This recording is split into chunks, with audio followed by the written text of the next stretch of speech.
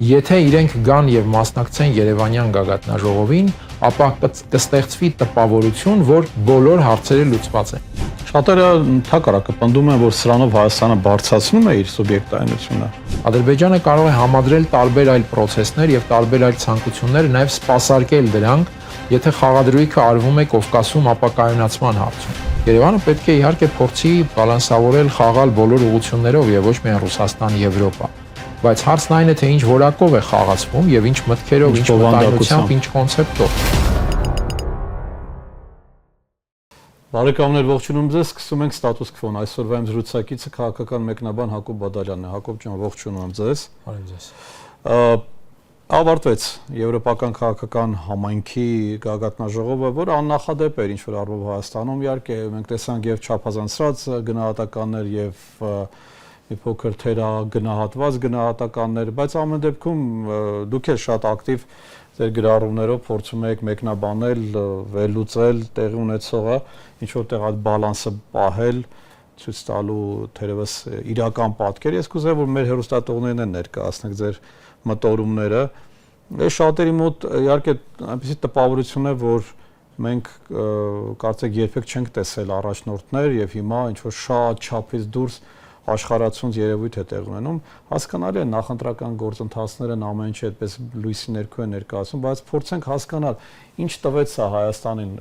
դասական բոլորը դա են հարցում, իսկ ինչ է սա տալիս։ Ընդհանուր առումով սա միշտ դրական է, այսինքն ցանկացած նման երևույթ դրական։ Բայց աշխարհի քաղաքականությունը այնքան է փոխվել, որ հիմա մենք պետք է ամեն ինչին զգուշավորությամբ վերաբերենք։ Այստեղ ավեշած զգուշավորություն պետք է ցույց տանք, թե ոգևորություն։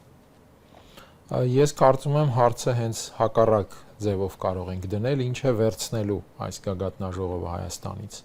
որովհետև տալու իմաստով իհարկե գործող իշխանությանը տվեց քարոզչական շատ մեծ արշավ ծավալելու հնարավորություն, բայց քաղաքական իմաստով ես կարծում եմ այստեղ ավելի շատ պետք է մտածենք, թե ինչ է վերցնելու, որովհետև այդպիսի հնարավորությունը առավել եւս Եվրոպան, որը պայքարում է իր աշխարհաքաղաքական դերի համար եւ ընդհանուր կենսական նշանակության հարցերի համար,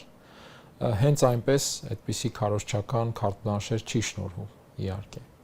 Եվ հետեւաբար այստեղ ավելի տեղին կլինի հարցնել ինչ է վերցնելու։ Իսկ սա բարձ կլինի երևի թե ավելի շուտ Եվրոպայի եւ Ադրբեջանի եւ Եվրամիության ու Թուրքիայի հարաբերություններից, որովհետեւ առավել առարկայորեն գինը այս ամենի այս process-ի Եվրամիությունը քննարկում է հենց նրանց հետ, ելնելով թե օբյեկտիվ հանգամանքներից, բայց նաև սուբյեկտիվ այն իմաստով, որ Հայաստանի կառավարությունը այստեղ գործնականում հրաժարվել է սուբյեկտային մասնակցություն լինել, ունենալ եւ անձնատուր քաղաքականություն վարելով Ադրբեջանի հետ գործընթացում փաստացի վերածվել է այս process-ում օբյեկտի եւ Հայաստանն է վերածել օբյեկտի։ Ըստ այդմ այստեղ իհարկե շատ ավելի էական է այդ գնի հարցը, թե Հայաստանից ինչ գին է պահանջվելու այս քարտ բլանշի կամ բոնուսի դիմաց։ Հնարավորության տեսանկյունից, եթե դիտարկենք զուտ որպես process, անշուշտ հնարավորություններ այդ process-ը պարունակում է, բայց ես այստեղ չափման հետեւյալ միավորը կվերցնեմ Եվրամիության հետ համապարփակ եւ ընդլայնված գործակցության ծրագիրը, որ համաձայնագիրը, որ ստորագրվեց 2017-ի նոյեմբերին, եթե կառավարությունը այդ համապարփակ փաստաթուղթը այս տարիների ընթացքում իրագործել է տարբեր գնահատականներով 50-60%-ով առավելագույնը։ Այստեղ ես կարծում եմ ինչ որ նոր հնարավորությունների մասին խոսելը եւ դրանց օգտագործման իրատեսական սպասում ունենալը ցավոք սրտի թվում է արդեն մի քիչ չափազանցվածություն։ Շատերը ընդհակառակը պնդում են, որ սրանով Հայաստանը բարձրացնում է իր սուբյեկտայնությունը, բարձրացնում է իր ինքնիշխանությունը, դարձել է խաղացող ինքը, ահավասիկ այդ երկրների ղեկավարներն են դա ասում, որ Հայաստանը առավել քան անկախ է, 8 տարի առաջ հնարավոր չէր նման բան, պատկի ասել, եթե ցիտենք ոչ ուղղակի ուղիղ ձևով Մակրոնին, բայց այդպես հակասություն չկա, դուք պնդում եք, ասում եք, որ Հայաստանը կորցնում է սուբյեկտային մասնակցությունը եւ ավելի շատ վերածվել է օբյեկտի, բայց քարոզչությունը կամ համենայնպես նարատիվը պետական եւ եվրոպական ինչ որ առումով դրա հակառակն է լրիվ պնդում։ Իհարկե 8 տարի առաջ հնարավոր չէր այս ամենը, բայց այստեղ սխալ է ներկայացվում պատճառը, թե ինչու հնարավոր չէր։ ասվում է, որ հնարավոր չէր, թե իբրև Հայաստանը համարվում էր ռուսական արբանյակ, իսկ հիմա համարվում է ինքնիշխան պետություն։ 8 տարի առաջ հնարավոր չէր գործնականում այն պարզ պատճառով, որ 8 տարի առաջ կար Արցախ։ Եվ Արցախի հարցի պայմաններում Հայաստանի հանդեպ այսպիսի ճոխ եւ պերճախոս ռետորաբանությամբ ու նաեւ այսպիսի ընդհանուր բաժակաճառ հիշեցնող խոսակցություններով վերաբերմունքը որոշակի պատասխանատվություն էր ձևավորելու նաեւ Արցախի հանդեպ։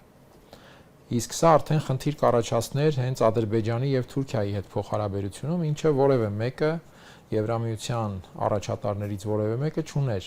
իր հեռանկարում եւ այդպիսի ցանկություն չուներ ստանձնել կամ մնալ Արցախի հանդեպ առնվազն բարոյական պատասխանատվության ներքո, ես էլ չեմ խոսում քաղաքականի մասին կամ ռազմաքաղաքականի եւ առավել եւս գժտվել այդ հողի վրա Ադրբեջանի ու Թուրքիայի հետ։ Դրա համար հնարավոր չէր։ Հիմա Արցախ չկա եւ չկա նաեւ Եվրամիության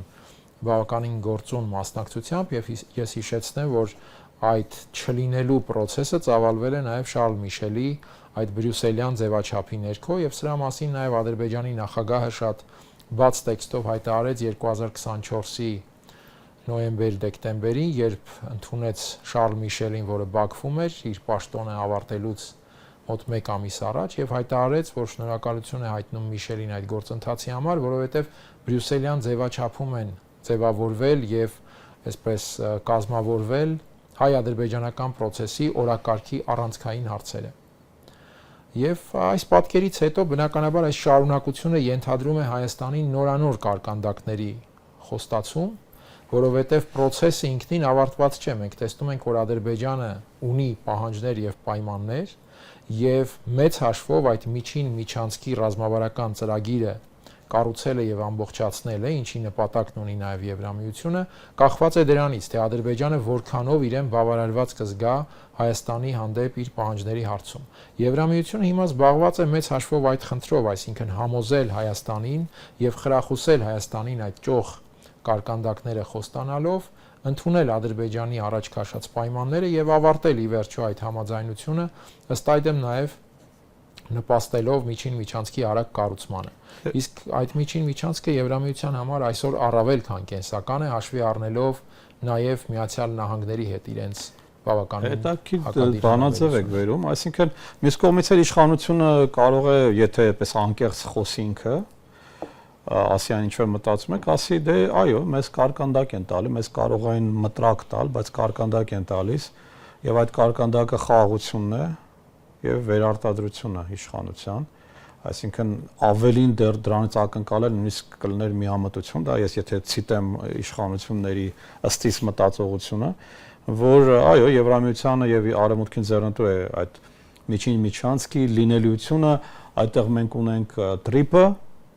որը բխում է Արևմուտքի շահերից մեծավ մասամբ, թեև այստեղ իհարկե մեծ հարցեր կան, որքան իսկապես դա բխում, որտեղ այնտեղ Չինաստանի ահռելի մի պլաստ կա չինական մասնակցության, բայց դա թողնենք մի կողմ։ Հիմա ասում եմ, հիմա ավելի լավ չի այսպես,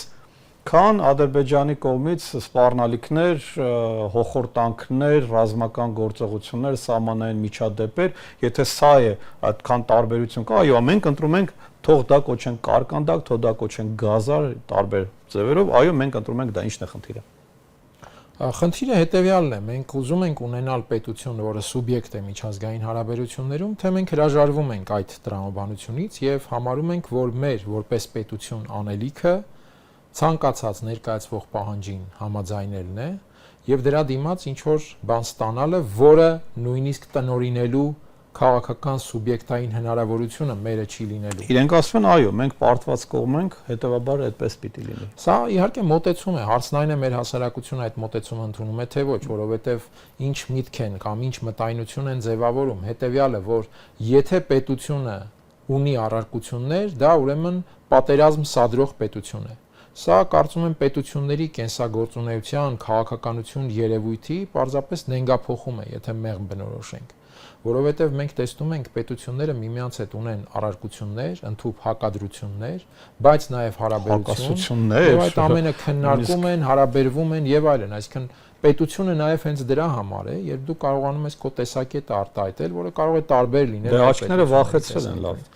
Հիմա սա է, եւ դրա համար ես նաև նշում եմ, որ այս իրավիճակը փոխել հնարավոր չէ, եթե Հայաստանում չի փոխվում իշխանություն, որովհետև այս իշխանությունը այո, սոցիալ հոգեբանական իմաստով այդ փոսում է եւ միևնույն ժամանակ նաեւ մտային իմաստով մենք տեսնում ենք, որ իրենք որևէ այլ կոնցեպտի չեն տիրապետում եւ ցանկություն էլ չունեն տիրապետել պետական կենսագործունեության որևէ այլ կոնցեպտ։ Դուք մի բան եք ասում, Հակոբ, որի վրա որևէ մեկ ուշադրություն չէ դարձել, այդ Ադրբեջանի կարևորումը այս ձևաչափի ժամանակ ընդհանուր Ալիևի ելույթն է, որ հասկանա չէ, որպես ինքը ինչ պիտի խոսի, չէ, ոչ մասնակից է, ոչ ինքը մաս է կազմում Եվրամիության, բայց ես տեղեկություն ստացա, որ Սոկարը 2 օր առաջ մեծ գործարքի ուրեմն վերջնականացրել են, որ Իտալիայում գնել է 4500 բենզալցկայան Սոկարը։ Եվ մատակարարում է արդեն ուրեմն Իտալիայի գազի ընդհանուր սպառման 17%-ը, պլյուս որ ինքը գազ է սկսել մատակարարել Ավստրիա եւ Գերմանիա։ Հասկանալի է, որ նման հատկապես Հորմուզի նեղուցի փակման այդ համատեքստում պարզ է, որ այս այլընտրանքները դառնում են կենսական նշանակության եւ դրանով է պայմանավորված, որ շատ կարևոր բան ասացիք, որ պետք է Ադրբեջանին գոհացնի Եվրամիությունը, Ադրբեջանը պիտի գոհ լինի այդ գործընթացներից, Հայաստանը կարծեք ձեր ասած այդպես ինքը ուղղակի որպես օբյեկտ, հա, այդպես ինքը շարունակում է համաձայն լինել իր այդ ձևաչափին, իր այդ նոր կարգավիճակին եւ բոլորին կարծեք դա բավարարում է։ Դե եթե Հայաստանն ինքը չունի ցանկություն իրերի այդ դրությունը փոխելու, այսինքն համաձայնել է Հայաստանը այդ վիճակին։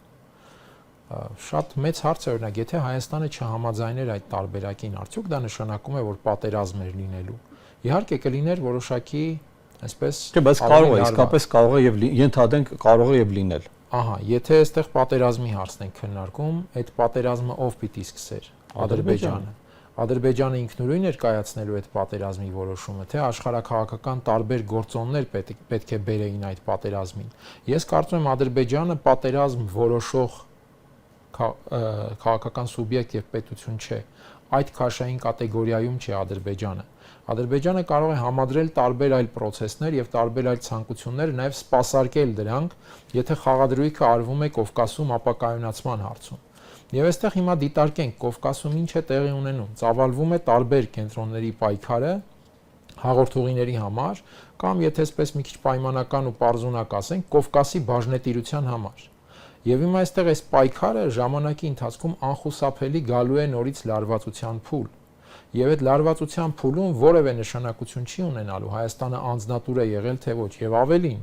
այդ լարվածության փուլում ճնշումը առավել ընկնելու է այն սուբյեկտի վրա, որը հրաժարվել է լինել սուբյեկտ որպես այդպիսին, եւ դարձյալ Հայաստանի հանդեպ առաջանալու են այդ էսկալացիոն ռիսկերը։ Այսինքն այս քաղաքականությունը ընդհանրապես լուծում է ինչ-որ այս ռոպեական մթնոլորտային խնդիր եւ ոչ թե ֆունդամենտալ առումով պատերազմի եւ խաղաղության հարց։ Եվ դրա մասին է վկայում նաեւ Ադրբեջանի դիրքորոշումը։ Տեսեք, Ալիևը երբ հրաժարվեց Երևան գալուց, ինչպիսին էր ձևակերպումը։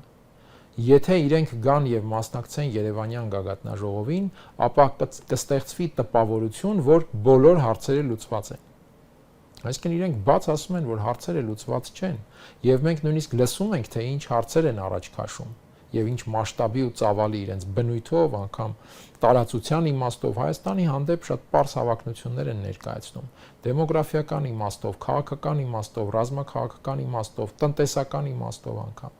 Այսինքն այս պայմաններում մտածել, որ այս քաղաքականությունը խաղաղության եւ պատերազմի հարց է լուծել, իսկ եթե Հայաստանը ներկայացներ իր առարկությունները, դա լինելու էր ընդհանրապես պատերազմի սադրանք, ես կարծում եմ դա իրավիճակի նենգափոխում է եւ Հայաստանի հասարակության այդ էմոցիոնալ ֆոնի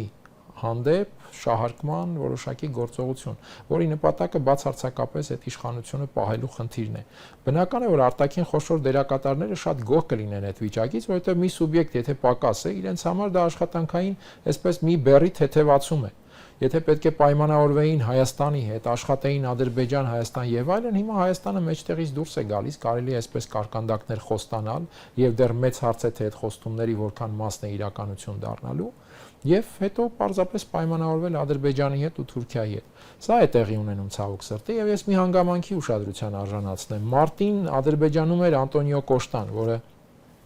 Երևանյան գագաթնաժողովի ներմասնակցում Եվրոպական խորհրդի նախագահ եւ Ալիևի հետ համատեղ հայտարարություն ստորագրեցին։ Հիմա ես համեմատում եմ այդ համատեղ հայտարարության մի ձևակերպում Հայաստան-Եվրամիություն գագաթնաժողովի այդ 44 կետանոց հռչակագրի հետ։ Եվ այդ համատեղ հայտարարության մեջ նշվում է, որ կողմերը Եվրոպական միությունը, Եվրոպական խորհուրդը եւ Ադրբեջանը հավասարի սկզբունքով կառուցում են հարաբերությունները եւ համաձայնությունները։ Երևանյան հռչակագրում դա չկա։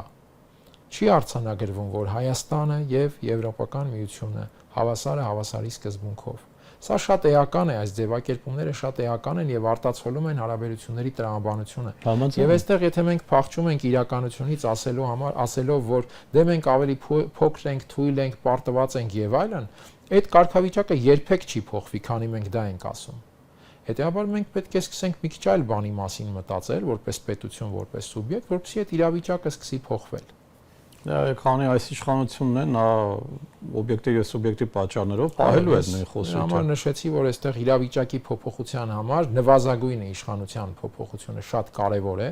բայց դա իհարկե կարեւոր ոչ ամբողջական բավարար պայմանն է, որովհետեւ պետք է հետո այդ իրավիճակի փոփոխման վրա էլ շատ տարողունակ աշխատանք կատարվի եւ իմ խորին համոզմամբ դա այնպիսի ծանր աշխատանք է, նաեւ ժառանգության իմաստով, որ վեր է թերևս առանձին վերցրած մեկ ուժերից։ Եվ այստեղ հավաքական իմաստով կա հայկական ներուժի մոբիլիզացիայի խնդիր, որովհետև իսկապես ժառանգությունը շատ ծանր է, որ մնացել է այս տարիների ընթացքում, դա փոխել է այդքան էլ դյուրին գործ չէ, բայց փոխելը ըստ իս Հայաստանի համար կենսական անհրաժեշտություն է, որովհետև քաղաքականությունը երբեք կանգ չի առնում, առավել եւս աշխարհաքաղաքականությունը, եւ հետեւաբար եթե մենք այդ տրամաբանության մեջ ենք, անընդհատ այդ տրամաբանությունը անցնելու է մեր վրայով նույն ձևով։ Ինչ կարող ենք ասել ռուսական արձագանքի կամ Ռուսաստանի գործոնի հետ կապված արդյոք սա ուղղված է Ռուսաստանի դեմ, Ռուսաստանում որոշ արձագանքներ եղան, բայց ես այդքան չհետևեցի ճիշտ ասած ռուսական արձագանքի, բայց այստեղ շահարկումները շատ եղան Զելենսկու հետ գալու հետ կապված։ Ընդհանուր առումով էլի երկու բան, ոմանք համարեցին, որ դա մեծագույն սխալ էր, որ իրեն հրավիրել են, ոմանք համարեցին, որ սա հենց խոսում են համասը, որ մենք ինքնիշխան պետություն ենք, այլևս մենք չենք հաշվի նստում ոչ մեկի հետ, մասնապես Մոսկվայի հետ, որն է այստեղ ռուսական չափումը, dimension-ը, այսպես ասած։ Ես կարծում եմ, այստեղ բավականին խոսուն-ցուցիչ է Մեդվեդևի արձագանքը։ Հենց Մեդվեդևի, այսինքն սա ինչի մասին է վկայում, որ Ռուսաստանն այստեղ ինչ-որ խորքային լուրջ արձագանքի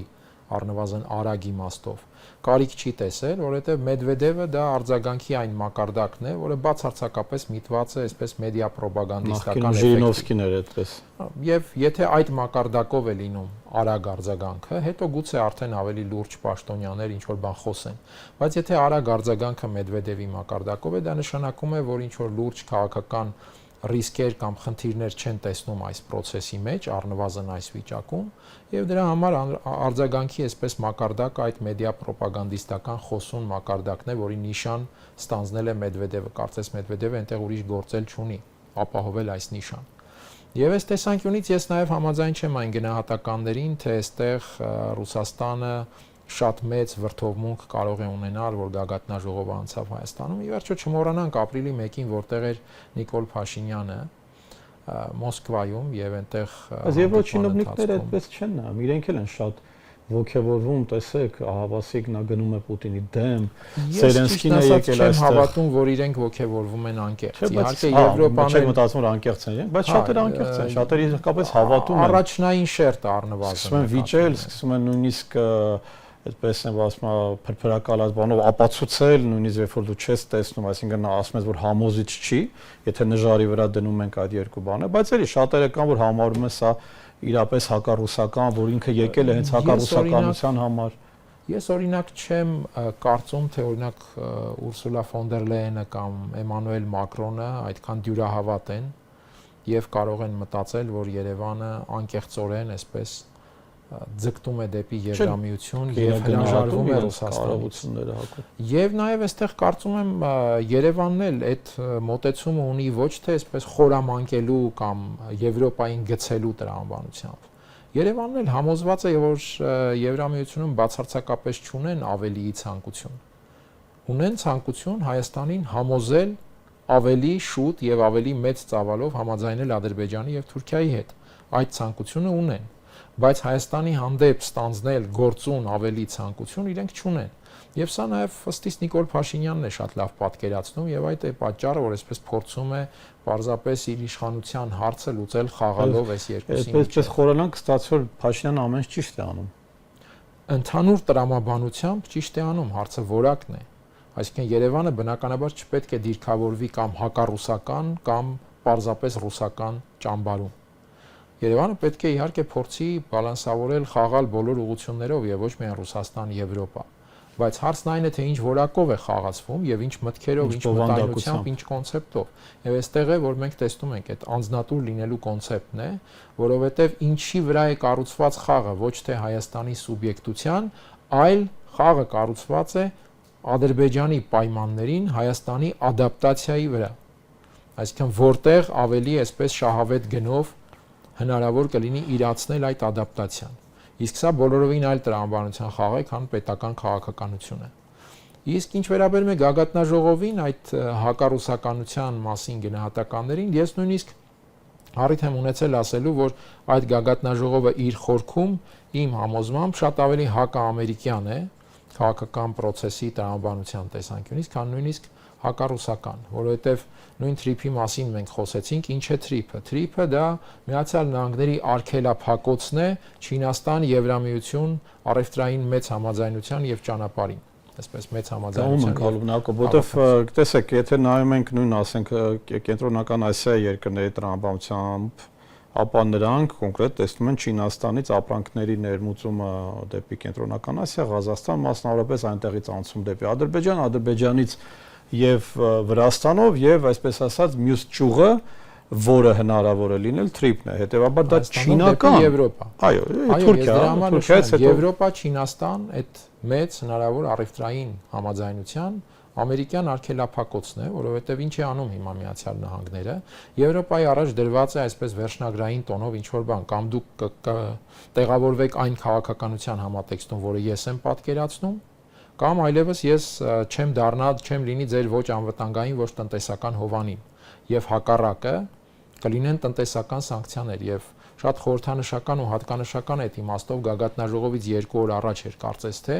Թրամփը բարձրացրեց Եվրոպայից մի շարք ապրանքատեսակների մաքսատուրքերը դեպի Միացյալ Նահանգներ։ Դա իհարկե գագաթնաժողովի պատճառով չէր, բայց շատ հատկանշական էր այդ իրադարձությունը։ Ռուսաստանը Լոզոնի եւ Վալբերիսի այդ օկտատերերի հաշիվները փակեց հայկական։ Ես կարծում եմ այդտեղ ավելի շատ այսպես այլ process էր, քան բուն գագաթնաժողովի հետ կապված։ Իմ գնահատմամբ դա ավելի շատ կապված է Հայաստանի ընտրական process-ի հետ կամ կարող է կապված լինել, քան բուն եվրոպական գագաթնաժողովի։ Ռուսները չեն աջակցում Փաշինյանին։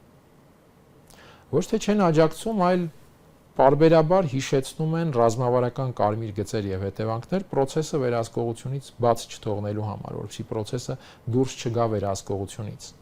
Սկզբունքորեն այս նույն մոտեցումը նաեւ Եվրամիությանն է, այսինքն մենք տեսնում ենք, որ որոշակիորեն Երևանը նաև դրվում է պատասխանատվության տակ։ Օրինակ այդ հիբրիդային արագարձակման այս տրամաբանությունը իհարկե սա բնորոշ է բոլոր կենտրոնների։ Հակոբ ինչ եք ասում հիբրիդային։ Այդ հիբրիդային արագարձակման խմբի տեղակայումը Հայաստանում։ Ես կարծում եմ դա Հայաստանի իշխանությանը բացարձակապես պետք չէր, այսինքն փողը իհարկե որ Եվրոպայից գալու է պետք էր, ընդհանուր աջակցությունը պետք էր, բայց հայերին փողը միշտ է պետք, դա չի քննարկվում։ Խմբի տեղակայումը Երևանի ինչին էր պետք։ Իսկ ես կարծում եմ, որ դա Եվրամիության պայմանն է եղել, որովհետև անմիջական ներկայություն Հայաստանում process-ներին առավել այսպես մոտիկից, առաջին ձեռքից, առաջին գծից հետևելու եւ վերահսկելու համար, եւ ըստիս նույնիսկ տեղի ունեցել հենց այդ գործարքը։ Մենք լոյալ կլինենք Երևանի քայլերին ներսում եւ կտանք փողը 15-20 միլիոն եվրո, եթե չեմ սխալվում, հենց այդ հիբրիդային արձագանքների համար, իսկ դուք նամակ կգրեք, որ տեսնում եք արագ արձագանքման խմբի տեղակայման կարիք։ Ես կարծում եմ տեղի ունեցել հենց այս գործարքը եւ դա նաեւ պայմանավորված է հենց Երևանի հանդեպ որոշակի անվստահությամբ հետեւել process-ներին հենց տեղում առաջին ձեռքից եւ անմիջականորեն ներսից։ Այսինքն այս process-ները իմ գնահատմամբ բավականին այսպես բազմաշերտ ուղղություններով ծավալվում են Եվ այստեղ է որ դարձյալ գալիս ենք հետեւյալին Երևանի համար սրանք ռիսկեր են, եթե մենք պահում ենք քաղաքականության ներկայիս որակը, բայց երբ կարողանանք որակ փոխել կոնցեպտ փոխել, մտայնություն փոխել Հայաստանի ներսում եւ դա արդեն վերածել արտաքին քաղաքականության, այստեղ մենք նույնիսկ կարող ենք հնարավորություններ ստանալ, որովհետեւ այդ աշխարհաքաղաքական մրցակցությունը մեծ հաշվով ծավալվելու է մեր կամքից անկախ։ Եվ ծավալվում ամենուր ծավալվում է։ Եվ այստեղ խնդիրն այն է, թե մենք ինչ հնարավորությունների ու ռիսկերի ինչ բալանս ենք ապահովում մեզ համար։ Հակոբ, շատ շնորհակալ եմ։ Ես եմ շնորհակալ։ Շնորհակալություն նաև ձեզ բարեկամներ, հաջողություն ձեզ։